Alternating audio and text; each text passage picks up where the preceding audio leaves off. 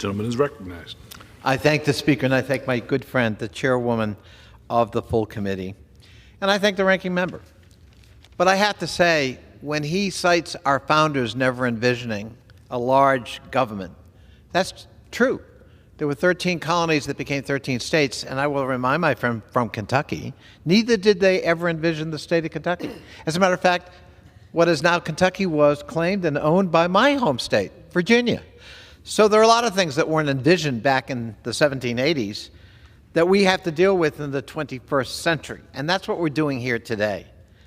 I want to thank you for the opportunity to discuss and advocate for the Preventing Patronage System Act, H.R. 302. Our federal workforce, the crown jewel of our federal government, especially during a pandemic, is comprised of roughly 2 million federal employees hired on the basis of their acumen and their skill and their dedication. They work each day for the American people, serving in myriad capacities to improve the nation and America's posture abroad. These impartial civil servants deliver mail, provide medical care to veterans, help families in the wake of the hurricanes and deadly fires and tornadoes, including in Kentucky, design websites that facilitate access to life-saving payments like Social Security and employment insurance, veterans benefits, tax returns, and they build telescopes that make us rethink what is possible and what kind of universe is there to be explored. This bill, H.R. 302, would ensure that Congress controls when and how to change the very nature of our invaluable civil service. It simply returns power to the legislative branch. The Preventing Patronage System Act would protect a merit system principle in our civil service by limiting federal employee reclassifications to the 5 accepted service schedules in use prior to fiscal 2021. It doesn't preclude a president from requesting authorization from Congress to create a new one, but it requires it. It restores the balance. Since the creation of the civil service in 1883, administrations have established an accepted service schedule only 5 times. These accepted service categories are created for positions that require unique hiring or operating rules, such as positions of short-term political nature or positions of remote areas, or in instances in which there's a critical hiring need. On October 21, 2020, then President Trump signed Executive Order 13957, unilaterally attempting to create a new one, Schedule F, in the accepted service. This executive order, according to a coalition of good government groups that I've got 34 of them endorsing this bill, could expose federal employees to politically partisan motivated hiring and firing. As drafted by that former president, Schedule F would require agency heads to reclassify policy determining, policy making, or policy advocating positions to a newly created Schedule F. This action removes the due process rights and civil service protections of employees moved into that schedule.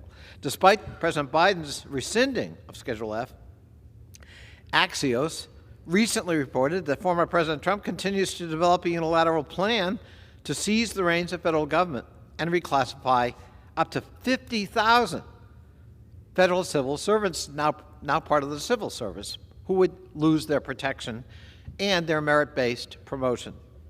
Blind loyalty and ideological purity tests must never determine who we trust with securing our nation's borders, fortifying federal IT systems, caring for seniors and veterans, fighting public health threats, or responding to natural disasters.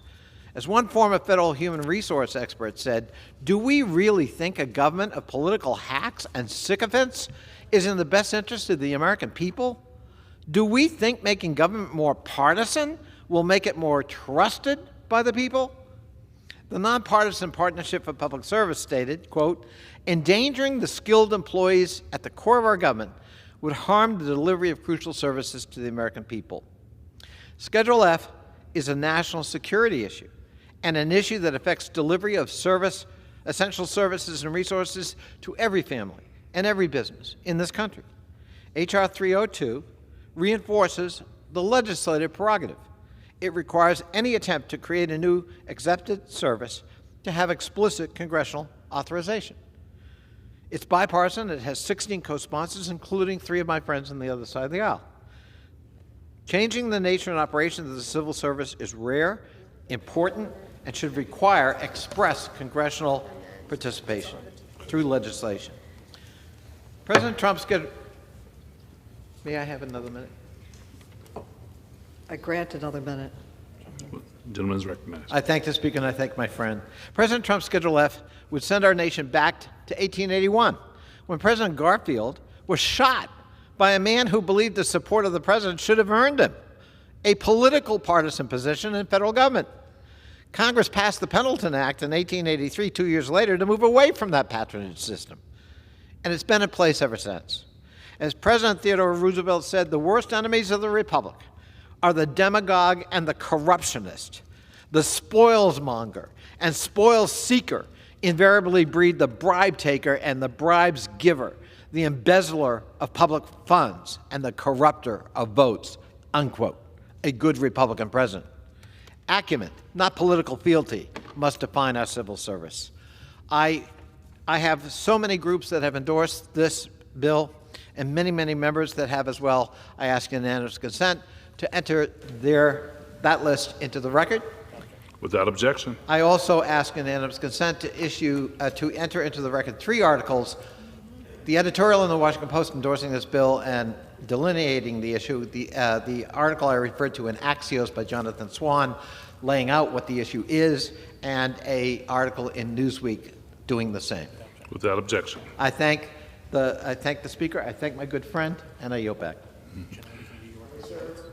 The gentlelady from New York reserves.